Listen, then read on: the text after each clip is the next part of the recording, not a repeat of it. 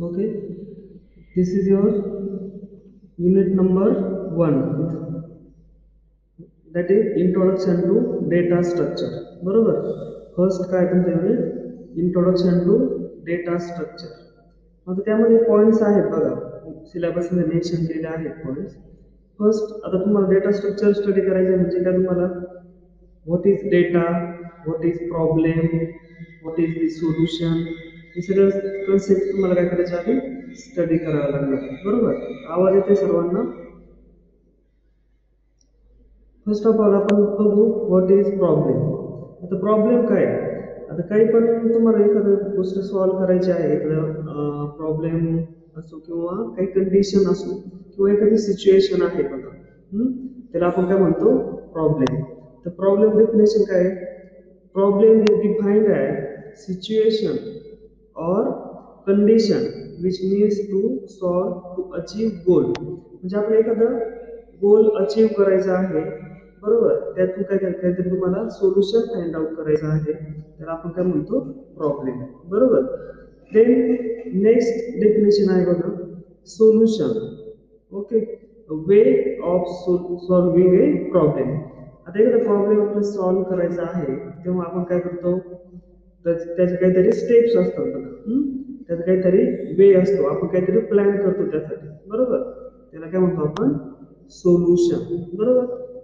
Then program, set of instructions that you give to a computer, that is एक minute.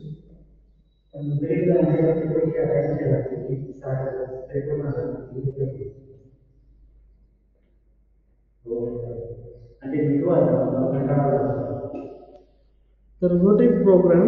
A set of instructions that you give to a computer so that it will do a particular task. म्हणजे एखादा particular task तुम्हाला attempt करायचा आहे आणि त्यासाठी तुम्हाला काय पाहिजे पर्टिक्युलर सेट ऑफ इन्स्ट्रक्शन्स, त्याला काय म्हणतो आपण प्रोग्राम. आता एखादा प्रॉब्लेम सॉल्व्ह करायचा आहे आपल्याला बघा, त्यासाठी पण आपण काहीतरी स्टेप्स असणार आहे, त्याला काय म्हणतोय आपण सोल्युशन. आणि पण आता कम्प्युटरला आपण ज्या काही स्टेप्स सांगणार ते आपल्या लँग्वेजमध्ये समजणार आहेत का नाही, मग आपल्याला काय करायचं आहे पर्टिक्युलर इन्स्ट्रक्शन्सचा सेट तयार करावा लागतो, त्याला आपण म्हणतो प्रोग्राम. बरोबर. ते पण मशीन लेवल लँग्वेजमध्ये. बरोबर. 0 and 1च्या फॉर्ममध्ये. बरोबर. देन नेक्स्ट बघा स्टेप्स इन प्रॉब्लेम सॉल्विंग. आता एखादा प्रॉब्लेम सॉल्व्ह करायचा आपल्याला त्यासाठी स्टेप्स काय असणार आहे.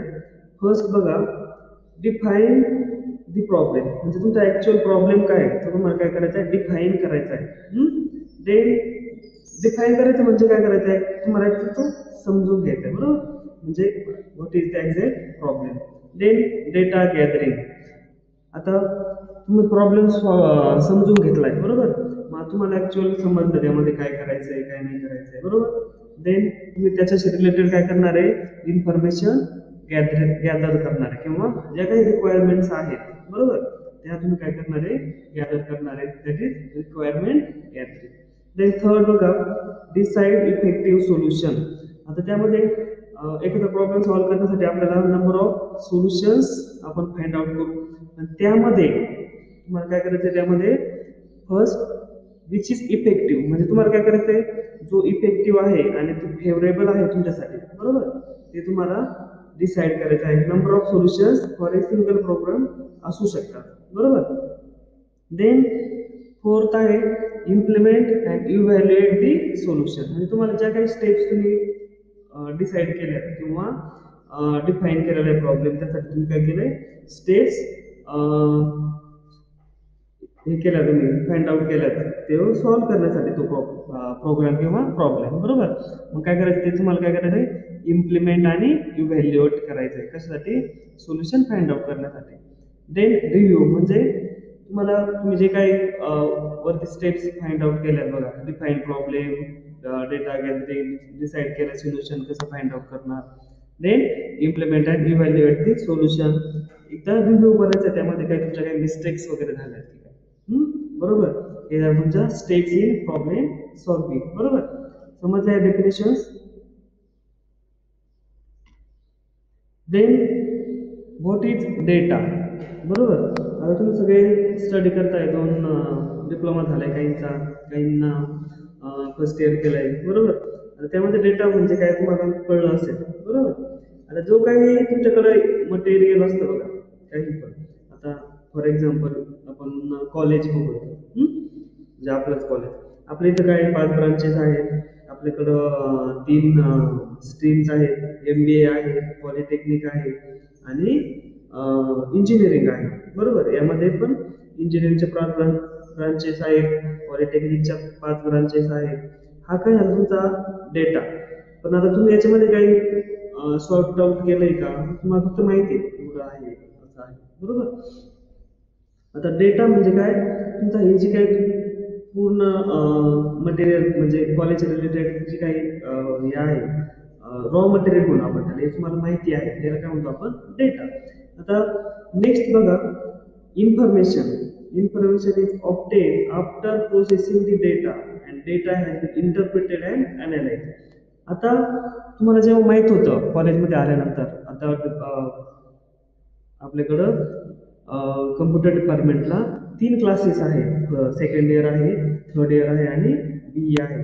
आणि त्यातला which is teaching staff, which is non teaching staff.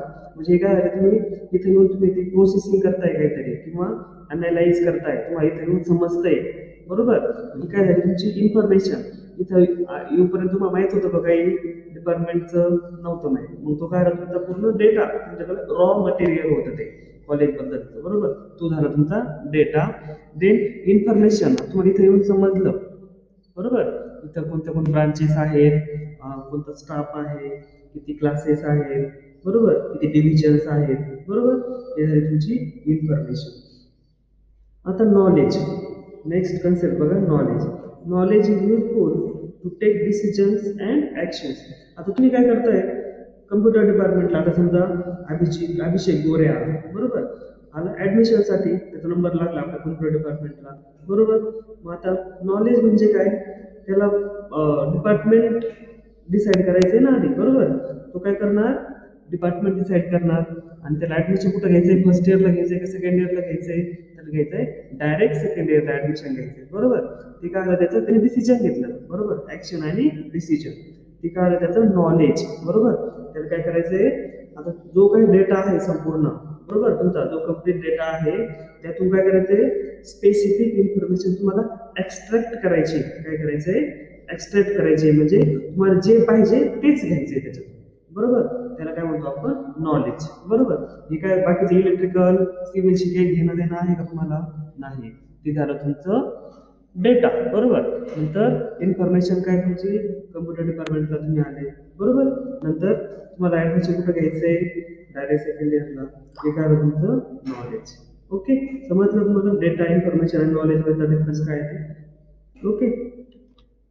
Then problem solving techniques. आता याच्यामध्ये बघा 2 टाइप्स आहेत प्रॉब्लेम सॉल्व्हिंग टेक्निक्सचे. फर्स्ट जे आहे बघा अल्गोरिदमिक, आणि सेकंड जे आहे तुमचा फ्लो चार्ट. आता अल्गोरिदमिक, आता बघू आपण वन बाय वन. फर्स्ट बघा आधी, steps of problem solving process. आवाज येतोय सर्वांना, कुठेतरी ऑडिओ चालू करून मला सांगा, कारण मी स्क्रीन शेअर केलेली आहे, मला कळणार. Steps of problem solving process. येतोय आवाज, मला चॅट बॉक्स दिसणार नाही आता. कुणीतरी ऑडिओ चालू करून सांगा मला. आवाज येतोय sir. Okay okay. Steps of problem solving process. First बघा डिफाईन प्रॉब्लेम, सेकंड बघा analyse problem, then evaluate plan, then develop plan, then implement plan. ही काय तुमची प्रोसेस कशाची, प्रॉब्लेम सॉल्व्हिंगची. ते आपण इथं बघितलं बघा. सेम त्याची ही काय डायग्राम. आता बघू आपण व्हॉट इज अल्गोरिदम.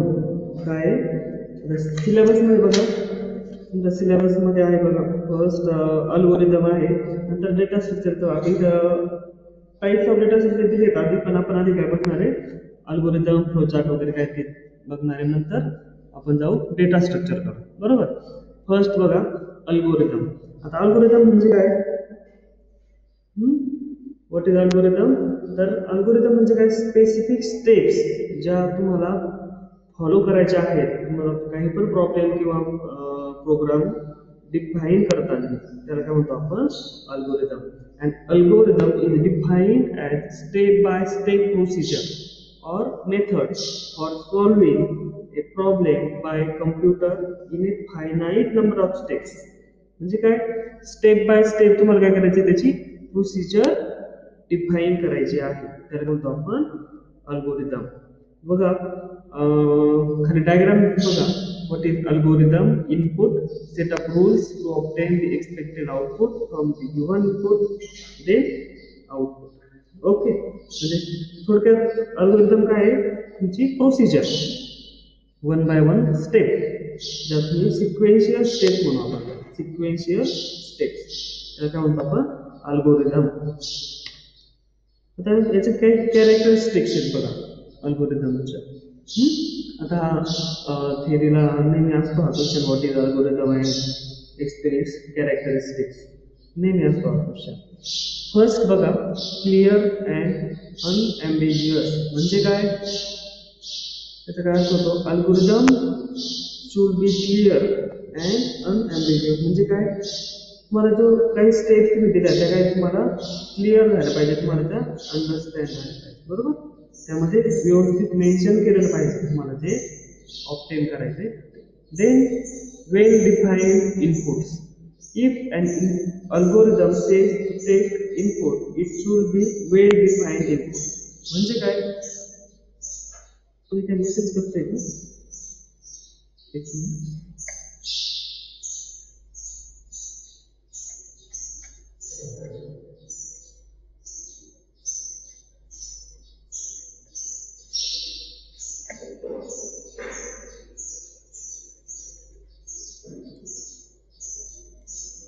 वेळेत येत चला लेक्चरला, म्हणजे कसं तुमचं काही मिस होणार नाही आणि मला पण डिस्टर्ब होणार नाही, बरोबर? फर्स्ट तुमचं झालं clear, then well defined inputs. तुमचे जे काही इनपुट्स तुम्ही देणार आहात, म्हणजे काय डिसाईड करणार आहात त्यासाठी अल्गोरिदम किंवा प्रोग्रामसाठी जे काय आहे ते, बरोबर? त्यासाठी ते काय पाहिजे? वेल डिफाईन्ड. ॲटलिस्ट समजलं पाहिजे कोणतं काय इनपुट द्यायचे आपल्याला, काय आउटपुट. नेक्स्ट बघा, वेल डिफाईन्ड आउटपुट. काय आउटपुट जनरेट करायचं आहे आपल्याला, ते आपल्याला ॲटलिस्ट माहीत पाहिजे. म्हणजे आपण काय करू? वेल डिफाईन्ड इनपुट तयार करू, बरोबर? देन फायनाईटनेस. म्हणजे काय? तुमच्या ज्या काही स्टेप्स असणार आहेत, फायनाईट स्टेप्स पाहिजे, बरोबर? उगाच पसारा नको आहे त्यामध्ये, बरोबर? त्याला काय म्हणू आपण? Finite. Then feasible. The algorithm must be simple, generic and practical, such that it can be executed upon with the available resources. म्हणजे काय? तुमच्याकडे जे काही रिसोर्सेस अवेलेबल आहेत त्यावरती ते एक्झिक्यूट करता आलं पाहिजे, बरोबर? सिम्पल पाहिजे, फिजिबल पाहिजे. फिजिबल म्हणजे काय म्हणतो आपण? वेल डिफाईन्ड किंवा ते अंडरस्टँडेबल पाहिजे, त्याला म्हणतो आपण फिजिबल, बरोबर? Language independent. The algorithm design must be language independent. म्हणजे काय? कोणत्या पण लँग्वेजमध्ये तो आपल्याला डिफाईन करता आला पाहिजे, बरोबर? त्याला म्हणतात इंडिपेंडंट, बरोबर?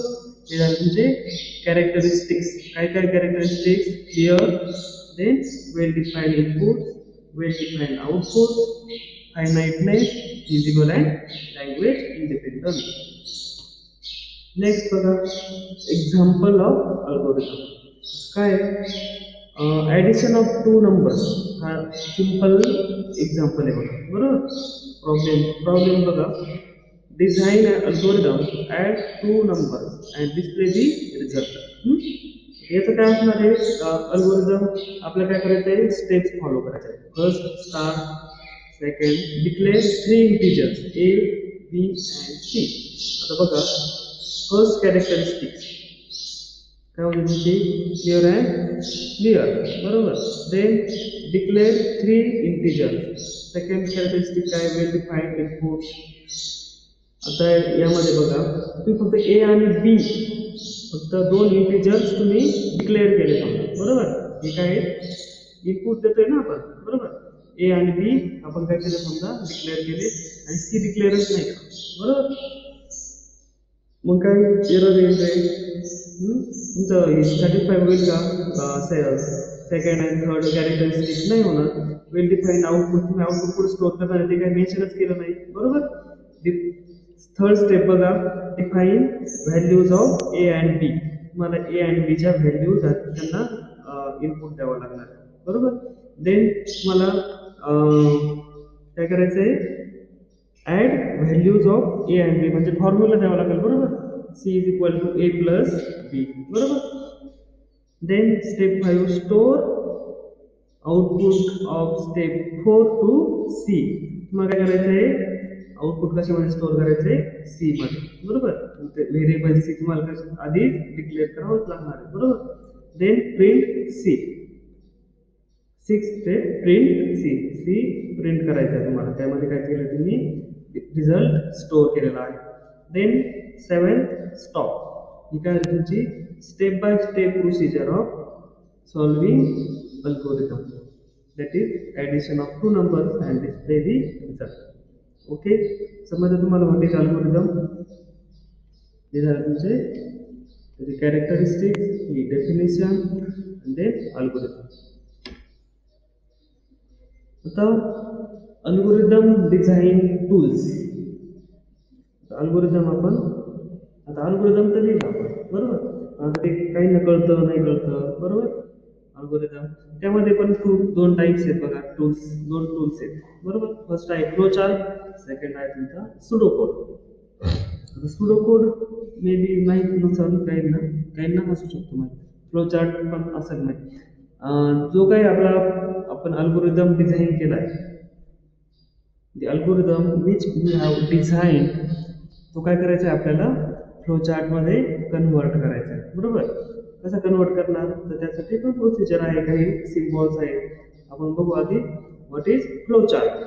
Flow chart is graphical representation of the algorithm, बरोबर. काय जो काही अल्गोरिदम तुम्ही डिफाईन केलेला आहे, राईट केलेला आहे, तो काय करायचा आपल्याला ग्राफिकल सिम्बॉल्स यूज करून रिप्रेझेंट करायचा आहे, त्याला काय म्हणतो आपण फ्लो चार्ट. बघू फ्लो चार्टसाठी आपण कोणकोणते सिम्बॉल्स यूज करतो, बरोबर. फर्स्ट बघा, हा काय तुमचा ओव्हल. फर्स्ट काय तुमचा ओव्हल, त्यासाठी काय करतो आपण टर्मिनेटर, त्याला काय म्हणतो आपण टर्मिनेटर. देन डायमंड आहे बघा, ते कशासाठी यूज करतो आपण, टर्मिनेटर म्हणजे काय लास्टला एंड जेव्हा करतो आपण एंड. देन डायमंड बॉक्स आहे बघा, ते कशासाठी यूज करतो आपण डिसिजन मेकिंग साठी, बरोबर. एस और नो असेल तर, एस असेल तर आपण डाऊनवर्ड डायरेक्शनला जाणार आणि नो असेल तर आपण टर्मिनेट करणार, बरोबर. देन कनेक्टर सर्कल शेप आहे बघा. देन बघा पॅरलेलोग्राम आहे, डेटासाठी इनपुट किंवा आउटपुट देतो आपण, बरोबर. आता हा रेक्टँगल बघा प्रोसेससाठी, प्रोसेससाठी काय आहे रेक्टँगल. देन प्रिपरेशनसाठी काय आहे ते 1 2 3 4 5 6 हेक्सागॉन, काय म्हणतो त्याला आपण हेक्सागॉन, बरोबर. प्रिपरेशनसाठी. देन रेक्टँगल आहे. देन काही सिम्बॉलचं मला पण माहिती नाही ते सिम्बॉल, बरोबर. पेंटॅगॉन आहे तो ऑफ पेज साठी, हे आहेत सिम्बॉल, आपण बघू एक्झाम्पलच्या वेळेस, बरोबर. स्टार्टसाठी, प्रोसेससाठी, डिसिजनसाठी, इनपुट और आउटपुटसाठी, पॅरलेलोग्राम, कनेक्टरसाठी काय म्हणतो आपण त्याला फील्ड सर्कल, काय म्हणतो आपण त्याला फील्ड सर्कल. आणि एम्प्टी साठी काय, एम्प्टी सर्कल कशासाठी यूज करतो आपण स्टार्टसाठी. हे बघा एक्झाम्पल, सॉरी स्टार्टसाठी आपण ओव्हलच यूज करतो, बरोबर. बघा example, start. Then declare variables number 1 number 2 and sum. Then read number 1 and number 2, हा काय तुझा पॅरलेलोग्राम. देन रेक्टँगल प्रोसेससाठी sum is equal to A plus B. Then parallelogram display sum. Then last तुमचा stop. बरोबर. हे झालं example कसलं flowchart. समजलं सर्वांना व्हॉट इज फ्लोचार्ट? काय flowchart? Graphical representation of your algorithm, that is flowchart. हे सिम्बॉल्स यूज करून आपल्याला फ्लोचार्ट ड्रॉ करता येतो. बघा हे एक्झाम्पल आहे त्या. Then what is pseudo code? आता प्रोग्राम्स बऱ्यापैकी सगळ्यांना माहीत आहे, सर्वांना डिप्लोमा झाल्यानंतर माहीतच आहे. आणि TPS मध्ये पण फर्स्ट इयर स्टुडंट शिकलेले आहेत थोडंफार प्रोग्रामिंग. बरोबर. आता आपण बघू व्हॉट इज सुडो कोड. बरोबर. It's simply an implementation of an algorithm in the form of annotations and informative text written in plain English. म्हणजे काय रे? काही नोटेशन्स आणि तुमची natural language that is English. Formal इंग्लिशमध्ये आपण काय करतो, काही टेक्स्ट यूज करतो आणि तुमचे थोडेफार नोटेशन्स. बरोबर. हे दोन्ही पण यूज करून आपण थोडंफार कोड डिझाईन करतो. बरोबर. म्हणजे आपण इंग्लिशमध्ये लिहू शकतो काही सेंटेन्स आणि कोडिंगचे काही सिम्बॉल्स आणि काही लूप्स यूज करून आपण थोडासा कोड डिझाईन करतो. त्यामध्ये फॉर्मल इंग्लिश लँग्वेज पण आपण यूज करू शकतो. त्याला म्हणतो आपण सुडो कोड. बरोबर. त्याला म्हणतो आपण सुडो कोड. तिथे बघा